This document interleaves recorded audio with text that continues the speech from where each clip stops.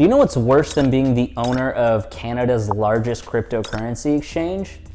It's dying during voluntary work in India and then taking $1.9 million worth of crypto to the grave. Or did he? The only mistake was that Gerald Cotton did not share his offline cold wallet password with anybody else. In theory, he just took all of his Bitcoin private keys right to the grave. Now, this is a true story, and much of what actually happened and whether or not he pulled off the world's greatest rug pull and/or crypto heist is still up for debate. Check out Netflix. The crypto could have been recovered, however, if there was a dead man's switch. A dead man's switch is a trigger designed to be activated if the human in charge of the wallet becomes incapacitated. Stay with me. Such as, of course, death. So, we understand that sharing your wallet password with anyone while alive is, of course, a significant security risk. This is why multi-sig was invented. While cold wallets are known for their high security, since typically they are not connected to any other internet-connected device. But when you die without sharing the password, the Bitcoin private keys stored in it are now lost forever. Your wife, children, or your parents can never actually enjoy the wealth or value stored inside of those wallets. But you can always store your crypto private keys in an online wallet where ownership can easily be transferred when you die. But it is common knowledge that they are typically always susceptible to hacks and in some cases interference from centralized entities. So in this video, we're gonna cover and talk about ways to protect your Bitcoin for the next 500 plus years. Now, not just protect, but in a way that your immediate family can access it and protect themselves for the next 500 years. Now, blockchain technology offers the perfect opportunity for a 100% safe dead man's switch with tremendous upside potential and virtually no downside risks. To guarantee that a user's crypto assets are safeguarded and will not be accessed before the owner dies, there are two things that need to be secured. Number one, storage of the cryptocurrency while the user is still alive. And two, dead man's switch or safe transfer of the crypto to the beneficiary when the user is dead.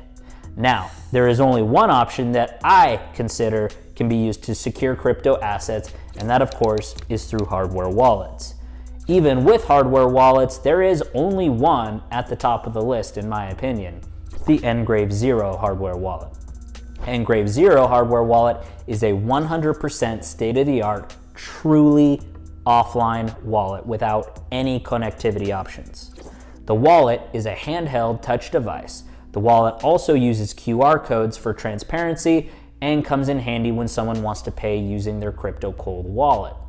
Now, of course, Engrave Zero uses an unbreakable 64-digit hexadecimal private key password to secure the mnemonic phrase.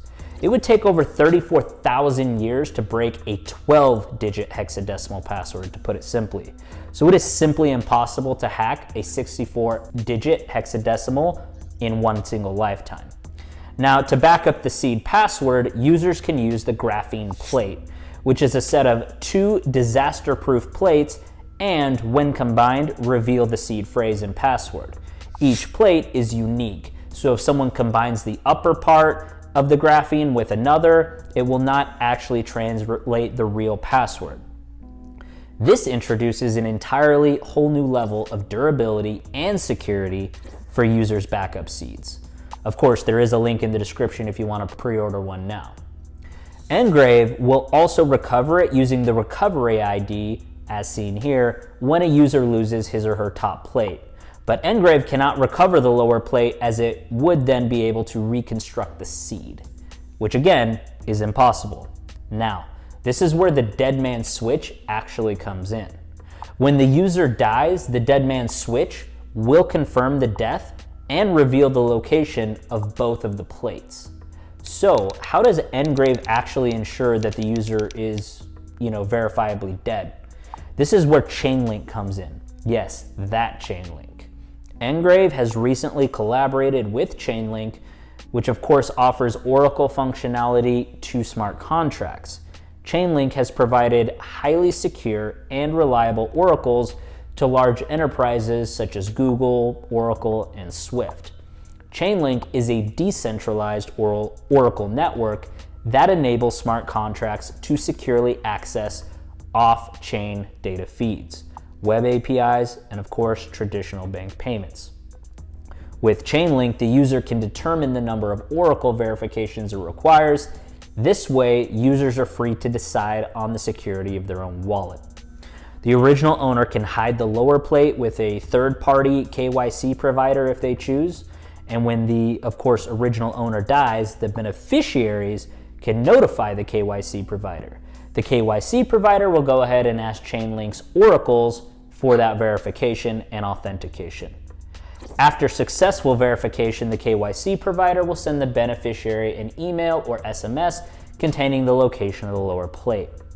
With the lower plate, the beneficiary has access to the recovery ID, which of course is the Rubik's, which the beneficiary can go ahead and request to Engrave for the upper plate.